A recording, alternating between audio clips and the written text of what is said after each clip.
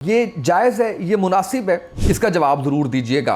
मैं आपको बताता हूँ कि ऐसी क्या वजह है कि शहबाज गिल के ड्राइवर को ढूंढा जा रहा है। क्या उस फ़ोन के अंदर डाटा है, उसके ताने बाने कहाँ से मिल रहे हैं, क्या आप सियासी मुखालफिन को दबा लेंगे?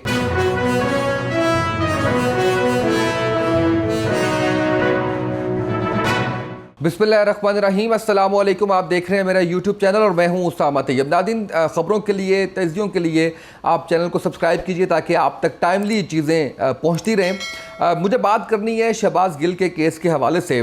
कल आपने सुनी प्रेस कॉन्फ्रेंस, उसके ऊपर सारी डिटेल मैंने आपके सामने रखी कि इमरान खान साहब ने क्या प्रेस कॉन्फ्रेंस की है। आज की जो लेटेस्ट डेवलपमेंट्स हैं वो मैंने आपके सामने रखनी है और उसके अंदर आज काफ़ी अफसोसनाक चीज़ें होती रहीं। शहबाज गिल के ड्राइवर या असिस्टेंट, एक ही बात है, उसके ड्राइवर के घर के अंदर जो छापे मारे गए हैं और चादर और चार दीवारी के तकद्दुस को पामाल किया गया है। वहाँ पे वीडियोस मौजूद हैं सोशल मीडिया पे, आप जाके देख सकते हैं कि किस तरीके से उस घर का क्या हाल कर दिया गया है। उसकी बीवी को गिरफ्तार कर लिया गया है, उसकी 10 माह की बच्ची, उसको पहले दूर रखा गया माँ से, उसके बाद उसको इजाज़त मिली 10 माह की बच्ची भी वहाँ पर माँ के साथ रहेगी। यहाँ पर मुझे याद आता है जब बिलावल भुट्टो ज़रदारी साहब, उन्होंने कौमी असम्बली के अंदर खड़े होकर कहा था, जब मरियम नवाज साहिबा को गिरफ़्तार किया गया था तो बिलावल साहब ये कहते थे उस वक्त के, उन्होंने उस हुकूमत के बारे में जो है वो बात की और उन्होंने कहा कि आप कितने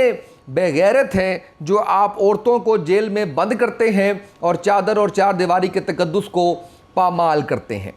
ये अल्फाज थे। आज बिलावल भुट्टो ज़रदारी साहब, आप ही की हुकूमत है, क्या मैं आपसे पूछ सकता हूँ कि आप कितने बेगैरत हैं जो आप औरतों को गिरफ्तार करते हैं, 10 माह की बच्ची को आप साथ रखते हैं उसकी माँ के, और जिस तरीके से उसके जो ड्राइवर है उसके बहनोई को मारा गया, जिस तरीके से उसकी सास जो है ड्राइवर की, जो कि एक टीचर है और वो बीमार है, उसको मारा गया, ये जायज़ है, ये मुनासिब है, इसका जवाब ज़रूर दीजिएगा।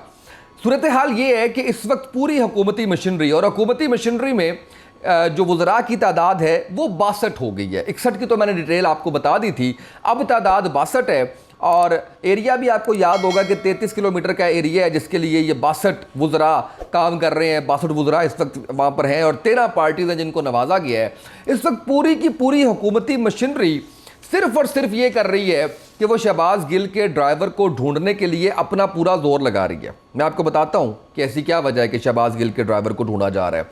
वजह यह बनी है कि शहबाज गिल के ड्राइवर के ऊपर शक जिस बात का है वो ये है कि एक फ़ोन मिला है शहबाज गिल के पास से और कहा यह जा रहा है पुलिस की जानिब से कि यह डमी फ़ोन है, जो असल फ़ोन है वो फ़ोन शहबाज गिल के ड्राइवर के पास है।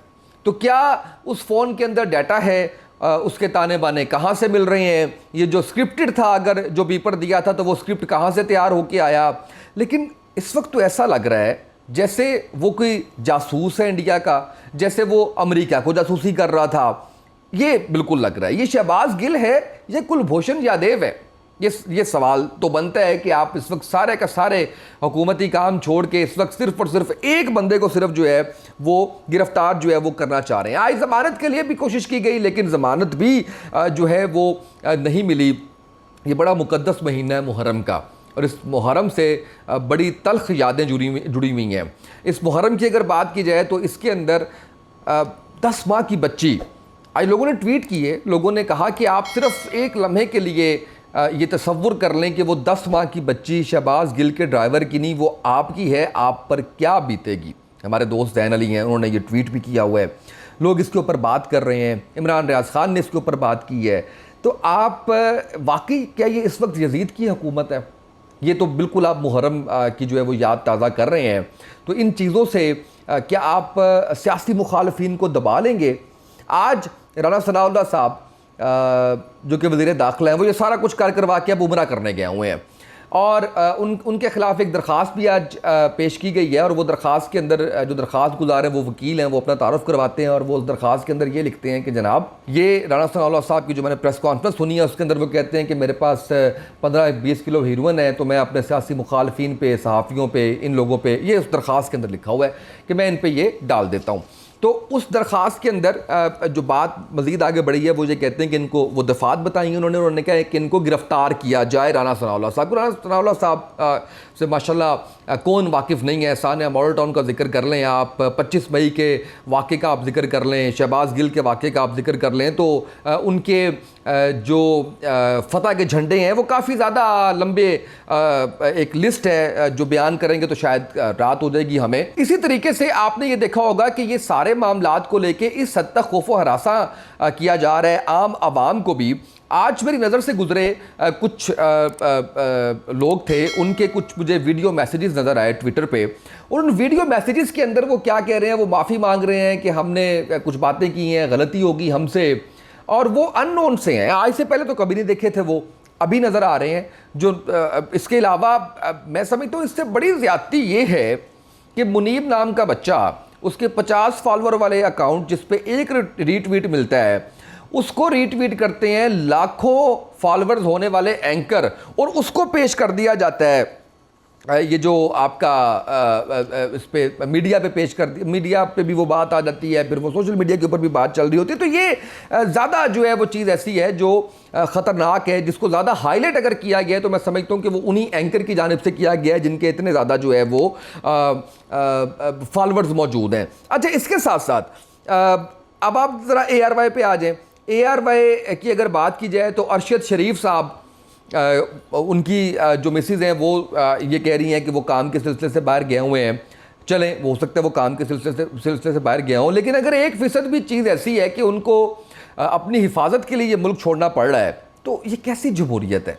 हम कहाँ रह रहे हैं जहाँ पे सहाफ़ी बात नहीं कर सकता, जहाँ पे सहाफ़ियों को गिरफ़्तार कर लिया जाता है, जहाँ पे सहाफ़ी अपने आप को बचाने के लिए मुल्क से बाहर ट्रैवल करना पड़ सकता है, और फिर उसके साथ साथ अमाद यूसुफ साहब पे घर रात को पुलिस का जाना, उनको गिरफ़्तार करना, उनकी बीवी उनके बच्चों के सामने गिरफ़्तार करना, और उसके बाद आज उनके ऊपर कोई चीज़ साबित नहीं हुई, उनको रिहा कर दिया गया है, बरी कर दिया गया है उनको। ये सब क्या हो रहा है पाकिस्तान के अंदर?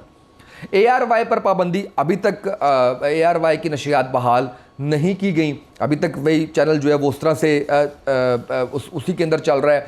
तो ये चीज़ें ऐसी हैं, ये सिचुएशन ऐसी है कि इसके अंदर ज़्यादा खौफ व हरास है, ज़्यादा परेशानी है लोगों के लिए, और ख़ासकर जो मैं बार बार जो जिक्र कर रहा हूँ, मैं शहबाज गिल साहब के ड्राइवर का, उनके असिस्टेंट का जिक्र कर रहा हूँ कि जिस तरीके से आप उनको पकड़ने के लिए अपनी पूरी तगोदो कर रहे हैं, तो मेरा ख्याल है कि ये बड़ा एक मायूब सी बात है, और होना तो ये चाहिए कि आप आइन कानून के मुताबिक, जैसे इमरान खान साहब ने अपनी प्रेस कॉन्फ्रेंस में कहा है, उन्होंने बड़ा वाज़ेह तौर पे कहा है कि अगर कुछ ऐसी आइन और कानून के ख़िलाफ़ बात की है, उनको प्रॉपर गिरफ़्तार करें, उनको मौका दें बात करने का।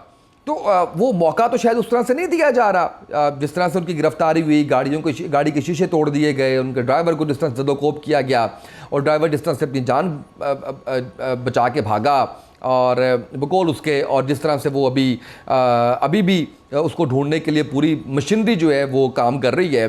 तो ये हालात मेरा ख्याल है कि आप जिस तरफ लेके जा रहे हैं, जमहूरियत के अंदर इस तरह से नहीं होता, इस तरह की चीज़ें नहीं होती।